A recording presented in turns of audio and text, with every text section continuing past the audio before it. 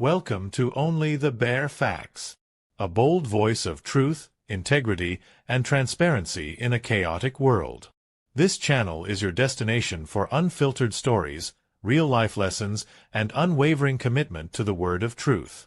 Finding redemption in the light of God's truth, Bear's journey is a testament to resilience, death, redemption, and faith.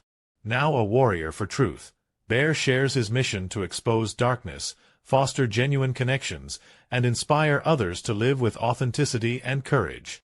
Remember, steel sharpens steel. Together we shine. Let's live as awakened warriors, living in our divine identity. Be part of the solution in this chaotic world. Well, here we are, my third podcast, third session. It's another great, crazy week. All kinds of mayhem has gone on. Lots of stuff in the news that we can go over and have a look at. Of course, you know who is out there being a retard. I know that people may take offense by that, but whatever. So here's our illustrious Prime Minister, Turd Boy, I fondly call him instead of shithead, because we all know what kind of a guy he's like. Well, he decides that he's got to go down to Mar-a-Lago to grovel, which we already saw, and to negotiate. So if you sit down to negotiate somewhat with someone, why would you come up with the first statement being, when the question is asked, what would be the worst thing that could happen to you? And he answers, well, excise taxes on our car exportation. So he just basically told his combatant or his adversary exactly how to screw stuff up and what his weak points were. This guy just blows my mind. He just never really seems to get any kind of level of a reality at all. Can't stand the guy. And then along with that, what happens? Well, then he starts talking to the president and he suggests that the son of Castro, if he can't handle the workload with his liberal dipsticks, then maybe what he should do is he should just, become the 51st state, which quite frankly, I think would be a great idea. So I got this little clip here. Let's see what he has to say about that. Let me just state it again. That's never going to happen. Canadians define themselves a whole bunch of different ways, but one of the ways that we all use as shorthand is we're Canadian because we're not American. We're not American? What a ridiculous thing to say. Yeah, okay, we're proud Canadians, or we could have been, keeping in mind that there really isn't anything that constitutes this country. We don't have a constitution. We don't have a Charter of Rights. Anything and everything that happened pre-1931 or since 1931 has never been ratified. And really what we got to do is understand and realize that. I mean, I don't even have the words for this guy. And then, Pierre starts beaking off about how there's no way we would ever become the 51st state. Pierre is our viable option. Yeah, I get that. It's always kind of weird that we have to look at what our best option is as opposed to something that's really a value or the least of the two evils kind of thing, or three evils or four evils if you include the Bloc Quebec. But seriously, Pierre's spewing off. Maybe what he should be doing is actually finding out what Canadians want. Not Canadians in Ontario, not necessarily Canadians in Quebec, but the rest of Canada. Because I'm pretty sure that Alberta's not interested in continuing to pay for the bills of Ontario and the ridiculous liberal government that we have. So I can't stand that part. I mean, personally, I'd love to be part of the 51st state. That would be a pretty awesome thing for us. And then Doug Ford spewing off. Doug Ford? Like, does that guy even have an opinion? And does it even matter? I mean, here's the guy that was directly involved in all kind of extorted money during the COVID pandemic. And he's going to make comments about what Canadians really want. And then if you look at the people who are running for a liberal parliament, liberal government leadership, oh my, what a cesspool of insanity. That's perfect. That's put the dumbest guy, the dumbest girl, whatever, into the position of being the head of the Liberal Party. And that'll pretty much guarantee that we'll have a conservative government. And hopefully Pierre and the conservative government mentality starts actually seriously thinking about what Canadians want and what Albertans want, and not what they think they want, but actually talk to the people, ask the people. I still think if we had a referendum that, even in Alberta, because I mean, who's down there hobnobbing with who. I mean, Danielle Smith is down in Mar-a-Lago. Now, according to Danielle Smith's little press release last week, she was on a personal holiday, and then shows up in Mar-a-Lago. I mean, we know she's going to the inauguration, and so she's hobnobbing with Trump. And again, is she looking for a better economic deal for Alberta, which hopefully she will be, or is she, working some kind of a sideways deal out? I mean, I can't remember let me just look here. You know that she hired Redford? She hired Redford to be part of the Investment Corp Alberta Board of Directors. Okay, Redford is the crazy premier we had that was an interim mistake, who spent millions of dollars converting a government-owned, that's our tax dollars owned, building in downtown Edmonton into her palatial palace of residency, because she had to spend time up here in Edmonton. So she wanted a place where she could lay her little slippers and wrap up in her little blankie, in her swanky place to store her bedroom attire. Man, I don't know. Danielle Smith, again, same thing, moving off the productivity and, let's not become the 51st state. Let's try and see what we can get for a deal. I don't know. Let's just hope that she's down there representing Albertans, not Canada. We don't need her to represent Canada. That was Trudeau's job. He failed. Good. We'll get somebody else that can do that. But maybe she should represent Albertans' interests. And I mean, again, Danielle is the one who should be on track, but she's only at, I believe it's 50, just under 50% approval rate in Alberta right now. That's not a good place to be. I mean, we certainly don't want what the other alternative is, but she needs to pull up her socks. And then along with that, who else is out there today? Last week, Zuckerberg got in his moment of panic, when the inauguration date comes closer, because what did he do? Well, a couple of years back, I think maybe more like 4 or 5 or 6 or 7 or 8 years ago, he took Trump off of his social media platforms, cut him off, shut him off. Now suddenly, and I don't know about that new hairdo, if you can see it. I mean, that doesn't make him any more valid than he was before, but now he's groveling and changing tacks, and we're going to get rid of the fact checkers. They were never fact checkers, Zuckerberg. They were always people who were banning what we wanted to see, and censors. Anyway, Turd Boy, there he is, delivering all kinds of speeches. And this one, I got to play it again because it was just too funny not to see. Well, maybe it's not going to play it. There we go.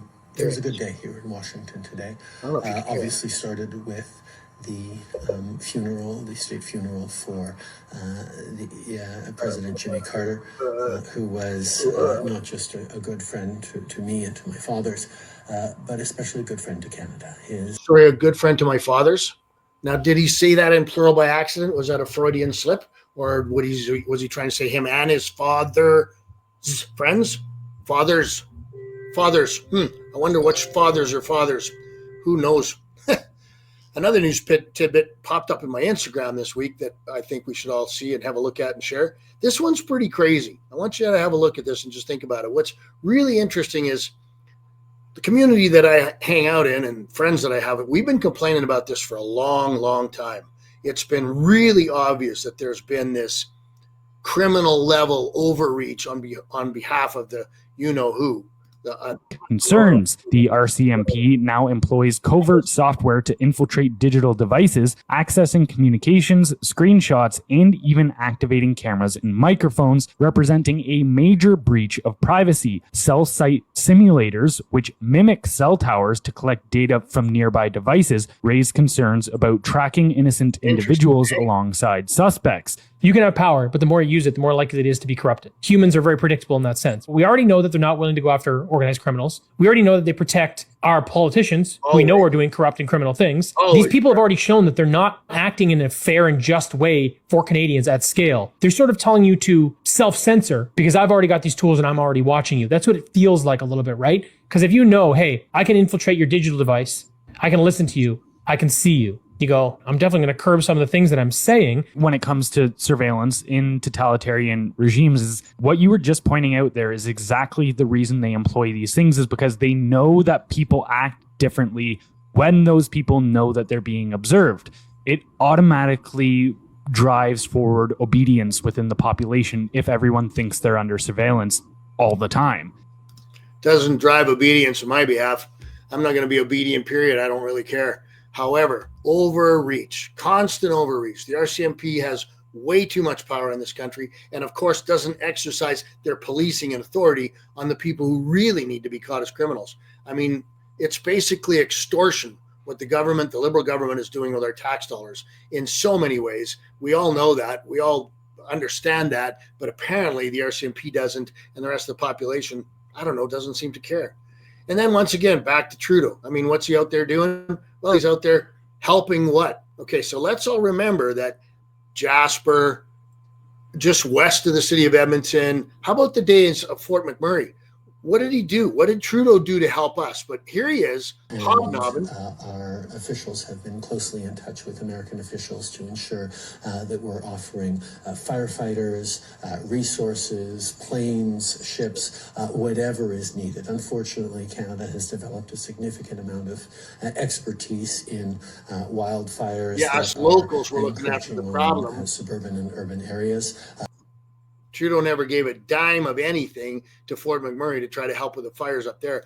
We all know that. We all know that. That's a fact. But here he is, hobnobbing in California. Why is he hobnobbing in California? Oh, that's right, because he's buddies with the California officials. I mean, come on, seriously, have you looked at California? It's nothing more than a woke state, just like woke Trudeau is. So he's going to send our resources, again, that we pay for, to California to help people who drained a lake, who had no water in their fire hydrants, who literally have done nothing to make the environment safer for these wildfires to start. And then the other thing that I saw was some satellite footage, and of course people are going to say, well, conspiracy theorists, but how did 3 fires start in 3 totally separate locations at precisely exactly the same time? Because apparently that's the information that I've seen. Now, who knows what that's about? I don't know. And then Trudeau's off hobnobbing, helping create business ventures and business ideas here in the United States again, to emphasize that we have become incredibly successful as what? He's helped us fail. In regards to this country has failed because of this guy's tyranny. Very good and productive meetings with a number of business leaders here in Washington, D.C. Jay Timmons of the National Association of Manufacturers. Who has absolutely nothing to do with anything. Jay Timmons, I mean, he's part of an organization that talks about how economic development is really important. He's not a decision maker, but Trudeau's hobnobbing with him. The Business Roundtable here in the United States to emphasize that we have become incredibly successful as. Yeah. If we become incredibly successful, it's certainly not because of anything that guy has done. So I guess the other thing that I got going on this week that I'm excited about, it's happening starting next week, is the SHOT Show. Now, I don't know if any of you have ever been to the SHOT Show, but it is like Mecca. Sorry for the phrase, but it is like the place to go if you have anything to do with anything that's outdoorsy, shooting ranges, gun stuff, survival stuff, prepper stuff. It's incredible. There are thousands of vendors there in, I think they said 60 acres of space. That's a pretty exciting, positive piece of news for us to share for this week's review. On a personal note, podcast is coming along. I'm starting to learn a little bit better how to do all this crazy stuff, and I'm really dependent on you guys to give me a hand. So on that note, my podcast, I've got some incredible people that I've been speaking with over the last week or so. 2 gentlemen that are directly connected to a situation that happened a number of years ago in the United States and in Iraq. High speed dialed up dudes. They're going to come on my podcast in the next little while, and we're going to sit down and we're going to talk about what happened in their life, the process that they went through as far as a kangaroo court is concerned, the criminal injustice that was played upon their lives, the time they spend in jail, and more importantly, the incredible amount of time and change and development in their spiritual pathways that particular experience in their lives has brought forward for them. So I'm really excited about that. I'm really excited about where this is going to go. I really appreciate y'all paying attention to this. Thanks for watching. It's a short one today. Like I said before, do that like thing and connect to my Facebook, connect to my YouTube, subscribe to this video. I'm on Rumble. I'm on YouTube. I'm going to post this to Facebook. It'll be on Instagram, and it'll be all over the place. Have a look. Tell me what you think. Send me a text message. Send me an email, whatever. Give me a phone call. You know the number. And hit me up and let me know what you think. Thanks for watching today, and God bless you.